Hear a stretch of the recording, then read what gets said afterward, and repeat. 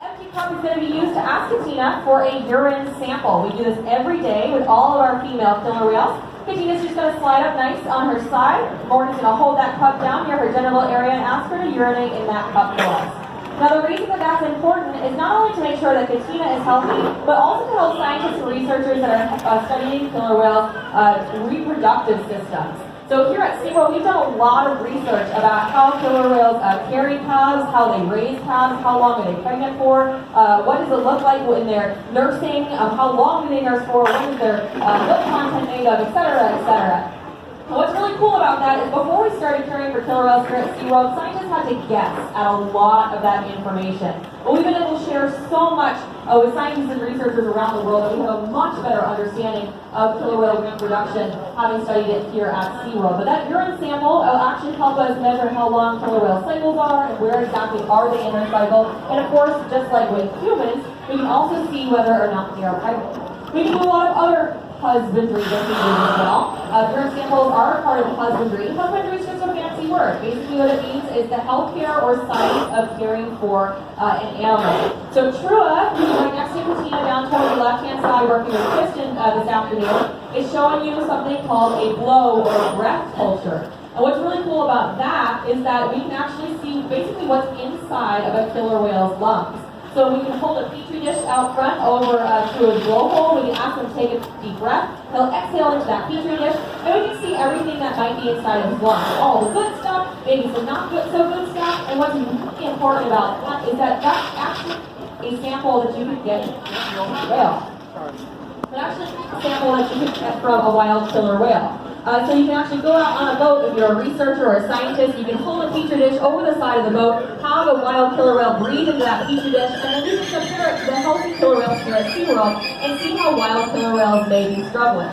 Makayo's in the middle here. Makayo's actually almost our birthday boy. He will be 9 years old on October 9th. So if he turns 9 in just 2 days, he'll be our birthday boy. So you guys are welcome to come back and celebrate with us on Wednesday, celebrate his 9th birthday. At almost 9 years old, he already weighs somewhere around 3,600 pounds. And we know that because of this silver platform across the way. That silver platform across the way is in fact a killer whale size scale. We can ask any of the animals to slide up on that scale. They can hold their tail nice and high and give an individual readout of how much that individual weighs. We also study a lot about growth rates here at SeaWorld, how killer whales grow, which has helped scientists and researchers better estimate ages of wild killer whales out in the ocean. Next to Makayo is his sister Nalani, who's interacting with Amanda here. She's doing a little bit of noises, so I'm going to let her take over the microphone with her noises. No matter what noise she's making, with the exception of a burp, because yes, killer whales can burp, all the sounds that killer whales make actually come from the blowhole on top of their head. That's because killer whales don't have any vocal cords, so just like when you were little, you blew up a balloon and then stretched the neck of that balloon out and released some of the air, creates different squealing, buzzing, or clicking. It's the exact same thing that the killer whales do with their blowholes. They're masters at manipulating the muscles on top of their heads so they're creating certain sounds within their environment. And then last but certainly not least, all the way down the right-hand side, that's Malia. Malia is the youngest female that we have. She is 12 years old, also born right here at SeaWorld Orlando. And she's showing just a little bit of her relationship with her trainers. Relationship is a really important part of what we do, and we're really excited that this opportunity and this intimate thing for you guys to actually get to see how we interact with the animals on a regular basis, kind of a behind-the-scenes view, if you will, of the here at SeaWorld. It's not just about doing lots of jumps, it's also about just hanging out, making sure that our relationships are strong, and of course that they're nice and healthy. So we're really glad that we got the opportunity to show you guys a little bit of that today. Now this is a continuous viewing area. You're welcome to stay as long as you'd like, or if you'd like to move on to other things, that's totally up to you. We're happy to answer any questions that you have while you're hanging out with us. If you would like to see the killer whales from our underwater viewing area, we do have a dynamic habitat. It's one of the only ones of its kind in the world. To see that perspective, you're going to go all the way down to your left-hand side to that door.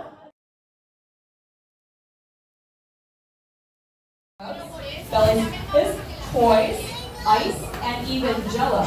But what's really cool is that killer whales are all individuals just like we are. So you might like chocolate chip cookies, but I might prefer oatmeal raisin. And killer whales are the same way. So some of them like ice, some of them prefer jello, and some of them even have very favorite toys.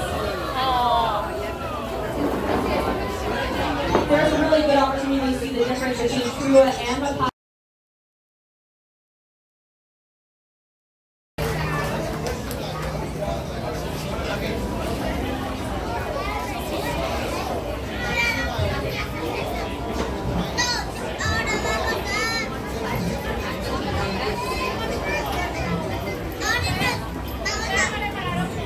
Thanks once again, everyone, for visiting us. If you want to see the killer whales at our underwater viewing area, you can head either to your right or to your left for an exit. You're going to head all the way down the ramp to our underwater viewing.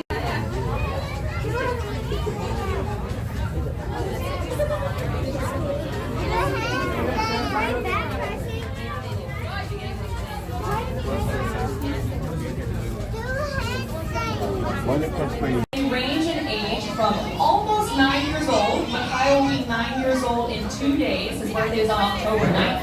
To his mom, who is the oldest member of our killer whale family, Katina is 43 years old. The other three are somewhere in that range. We have two 13-year-olds and also a 12-year-old as well. It looks like they're showing off their dorsal fins. Dorsal fins are like fingerprints for killer whales. So whether they bend, or they're straight up and down, or they lasagna noodle wave to the top, if they have any nicks or notches in them, this is actually the only view that you would see of a killer whale if they were in the wild. So scientists and researchers actually use a good view of just how different dorsal fins can look. A couple other fun facts about dorsal fins is there's actually no bone or muscle inside. So it's more similar to the tip of your nose or your ears. Similar to cartilage, technically not the same thing, but very similar. And it's actually used for thermal purposes. When killer whales are we're actually doing what's called a tone session. This is actually a really cool opportunity to talk about the ways that animals are communicating with us and we're communicating with them. What we just did is hit a button on stage. We hit a button on stage where Robin is actually holding that button. We asked her to kill a real for you guys, so you can all say hello. Not only do we communicate with the animals using our hands, but also because they do have very good eyesight both above and below the water, they also do have good hearing. We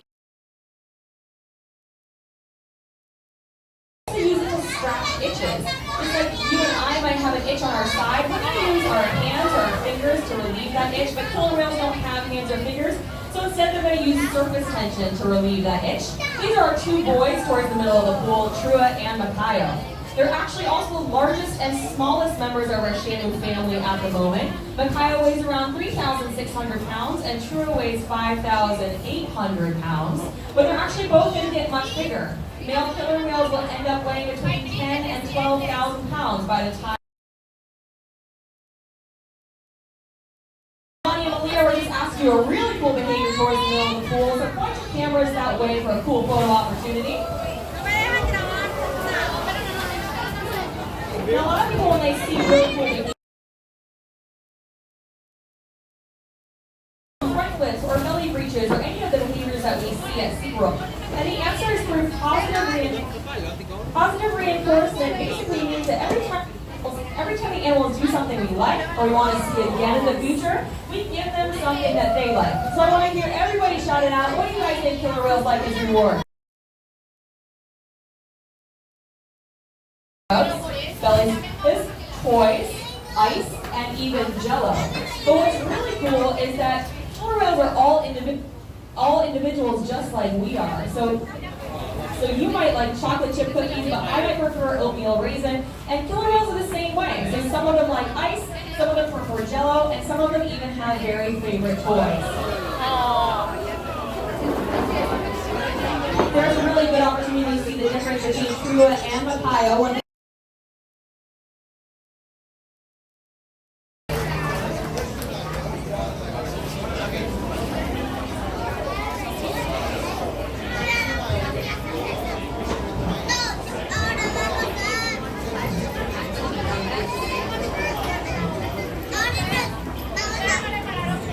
Thanks once again, everyone, for visiting us. If you want to see the killer whales at our underwater viewing area, you can head either to your right or to your left for an exit. You're going to head all the way down the ramp to our underwater viewing area.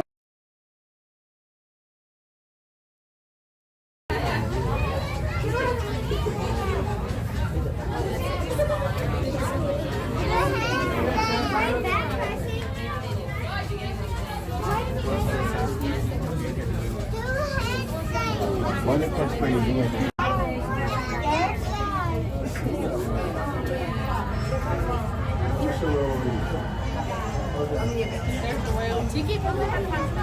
Mommy, yo voy fish.